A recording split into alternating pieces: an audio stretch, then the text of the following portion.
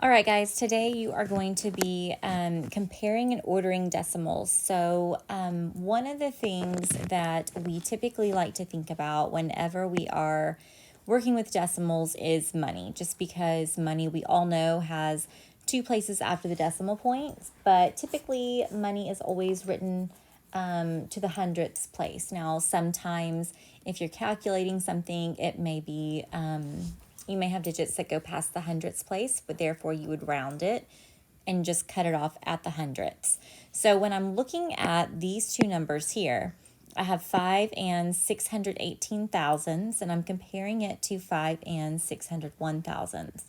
So what I want to think about is making this similar to money. So if I do that, my first number, 5 and 618 thousandths, is about, if I were rounding, I would say probably close to $5.62, while 5 and 601 thousandths is closer to $5.60. So then which one is greater, the $5.60 or $5.62? Obviously, it's this one, which means that this is my greater number of the two. So that's one way that you can do it, is to think of money. Another way that you can compare numbers is just by stacking them. So that's one of my favorite methods to teach and also to use whenever I have multiple decimals that I'm trying to either compare or order. So if I am,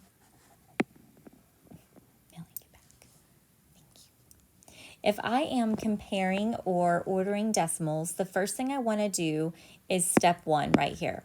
Line up the digits by place value and grid them. So I'm going to take the numbers that it gives me right here, these two numbers, and I'm going to list them in the space below. So I have 2,469 and 13 hundredths, and I'm comparing it to 2,469 and 53 thousandths.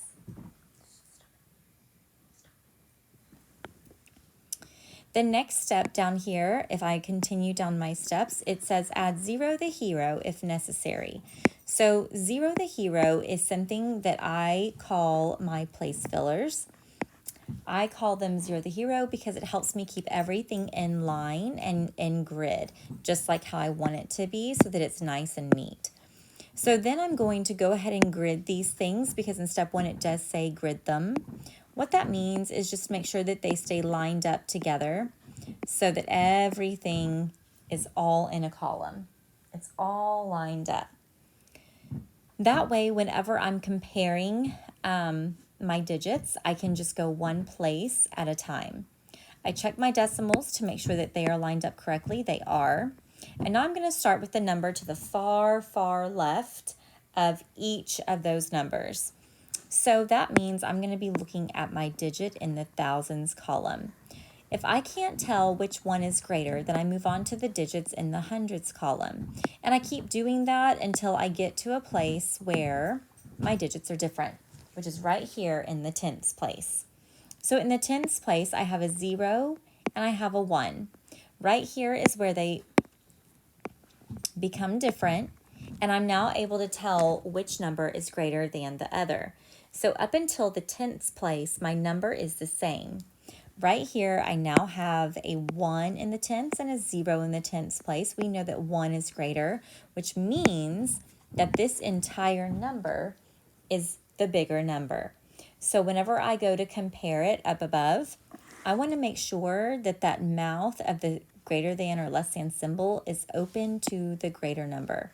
Sometimes we like to think of like an alligator mouth or Pac-Man. There's lots of different things that we think of, but we like to think of it as a mouth eating the bigger number. Well, this technically right here is the greater than symbol, because we typically read left to right. So if I'm going to say 2,469 and 13 hundredths is something compared to this number, I would read this as greater than. Now, another way I could write those two numbers is by writing 2,469 and 53 hundredths first, and comparing it to 2,469 and 1300ths on the right side. This time, I'm going to make sure that my symbol is opened up to the larger number, which is actually on the right. And this time I read it differently. It's 2,469 and 53 thousandths is less than 2,469 and 1300ths. I'm still showing that this is my bigger number because that mouth or the symbol is open to the larger number. But we always read our comparisons just like we read words on a page from left to right. Okay, the next thing we can do is we can also compare on a number line. So if I'm using these numbers that I'm given here and I'm placing them on a number line, that's going to help me see the order and the correct placement, and then I'll be able to compare a little bit more easily. So I have 3 and 5/10 already done for me. It's here on this end, and 3 and 6/10 is placed up here. So I've already got those two marked. So I'm going to go ahead and mark those off. And now I'm going to figure out where 3 and 55/100 goes. Well, if I know that this is 3 and 5/10, that means that this next one has to be 3 and 51/100, 3 and 52/100, 3 and 53/100, and so on. So if I get here, this one should be 3 and 55/100 right here. Then I keep going and I have 3 and 56, 3 and 57, 3 and 58 right here. So I'm going to go ahead and put my point right there and name that 3 and 58/100.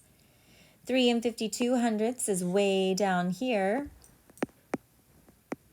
And then I have 3 and 565/100. So that one's a little tricky. I know that this is 3 and 55/100. I think I said hundreds. That's 3 and 565 thousandths. So I'm going to plot this last one. It's going to go somewhere close to here because I know that this is 3 and 55/100, and this is 3 and 56/100. So it must go right smack dab in the middle. So I'm going to go ahead and put a point here, and I'm going to name this one 3 and 565 thousandths. Did I do that right? Actually, I think I put that in the wrong place.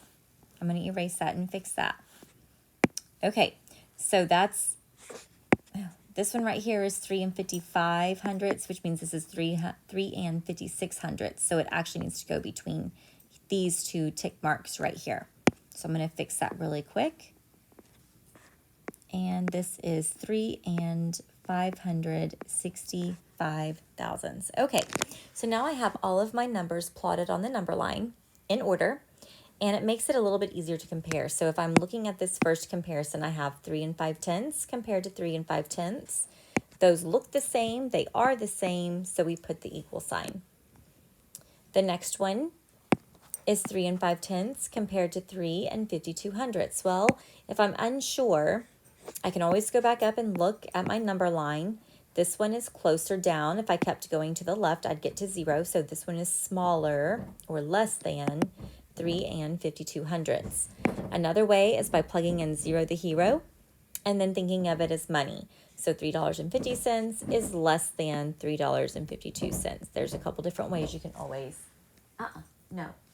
think of that.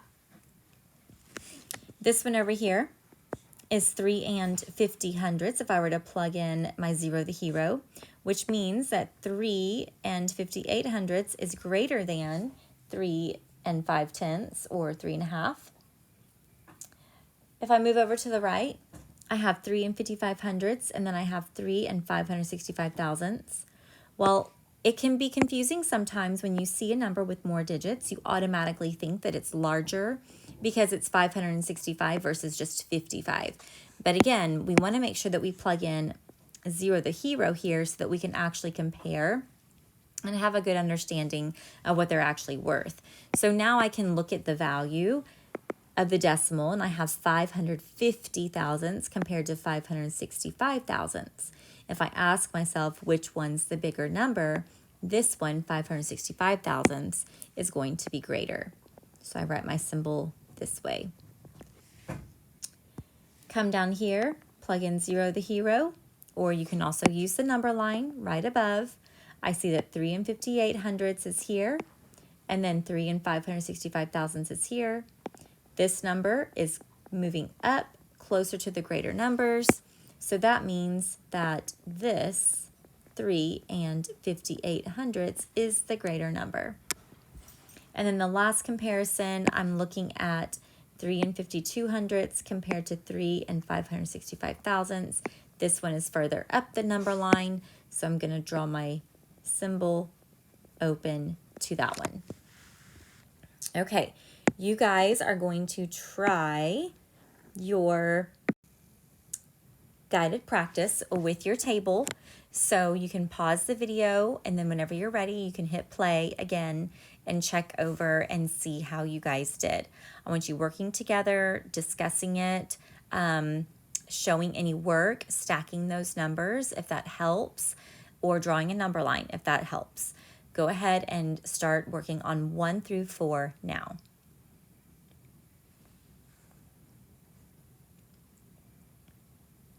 Okay, let's go ahead and check over and just kind of see how we did. Number 1 says, which expression correctly compares the decimals 1 and 82 hundredths and 1 and 802 thousandths. So I'm going to list my numbers out, and I'm going to plug in 0 the hero for any blank spaces that I may have. Now I'm going to go from the greatest place, and I'm going to work my way to the right once I make sure that my decimals are lined up correctly. Everything looks good. So starting in my ones place, I don't have a different digit, so I come over to my tenths. They're the same. It's not until my hundredths place that my digits change. That's where I can see that the top number here is greater than the bottom number. So when I come over here to my answer choices to compare, I want to make sure that I'm looking at 1 and 82 hundredths. So immediately I can go ahead and mark out this one. So it's either going to be A, but it's telling me that it's equal to, we know they aren't equal, so I'm going to go ahead and mark this one out. So it's either going to be less than or greater than. Well, I've determined that the 2 in the hundredths place is bigger than the 0 in the hundredths place, so I know it's going to be greater than the other number, which is 1 and 802 thousandths. So D should have been the answer that you had on number 1. On number 2, it's asking me which decimal is greater than 3 and 345 thousandths. So if I were to stack all of those numbers and compare to my original, I have 3 and 45 thousandths, 3, 340 thousandths, 3, 350 thousandths, and 3 and 54 thousandths. So I want to find one that is greater than this original number. So what I'm going to do is I'm going to start by moving from the greatest place value that I have in all of my numbers, which is the ones place, to the right. And I want to find one that's greater. This has a 3 in the tenths place. I know that I cannot have a number that has something less than 3 in the tenths place. So I'm going to mark out these first 2 options because they have a 0 in the tenths. So then I'm going to continue moving on. And I see that I have a 4 and a 5 that's different in the hundredths place. Well, my original number has a 4 in the hundredths place, so I would definitely want to double check that one and make sure that the number to the right is going to be greater, because that's what I'm ultimately looking for. So when I look at the thousands place here, I have a 5. In this one, I have just a 0. 0 is not bigger than 5, so I have to mark out this number as well, which only leaves 3 and 350 thousandths as my option. So your answer should have been C on that one. Number 3 says Helena and Bronson are siblings. Bronson is 2 and 465 thousandths meters tall, and Helena is 2 and 564 meters tall. Which expression correctly compares the heights of the siblings? So I'm going to go ahead and stack these numbers. I have 2 and 465 thousandths and 2 and 564 thousandths. So I'm going to start in my greatest column. I have 2's in the 1's places. They are the same, so I continue moving on. here in the tenths place is where my numbers change. And I'm able to see that the bottom number is the greater number. And it says which expression correctly compares the heights of the siblings. So I should be showing that 2 and 564 thousandths is greater than the other number. So if I'm looking at each of these, A tells me that they are equal. Well, we know that automatically that's wrong. B says 2 and 465 thousandths is greater than, well, we know that's wrong. C says 2 and 465 thousandths is less than 2 and 564 thousandths. That's probably right. This one says that 2 and 564 thousandths is less than 2 and 465. Well, we know that the 564 thousandths number is bigger, so your answer should be C. And the last problem that you guys just did with your table says which decimal is greater than 6 and 341 thousandths. So if I'm comparing these, I'm going to put this one at the top. And then I'm going to go ahead and list all the other ones. So I have 6 and 431 thousandths, 6 and 143 thousandths, 6 and 114 thousandths, and 6 and 316 thousandths. And I want to find one greater. So if I am starting in the greatest column, it's going to be the ones column. They're all sixes, all the same. So I move over to the tenths place. I need to find a number that's bigger than this 3. So this is a 3. That means that my other digits would have to be greater than the digits here. Well, oh, this is the one I'm comparing. That's silly. Okay, let's keep going. So then I'm going to come down here, and I see that this one has a 4 in the tenths place, and this one has a 3 in the tenths place. So the other ones that have a 1, I'm going to mark those out because those are less than. The 1 in the tenths place is less than the 3 in the tenths place, so that means those cannot be greater than. So I'm going to look at the other two numbers, and I can see that I have this number here, 431 thousandths versus 316 thousandths. Well, this number that I'm comparing it to is 341 thousandths. I know that 316 is less than 341, which leaves me with 6 and 431 thousandths.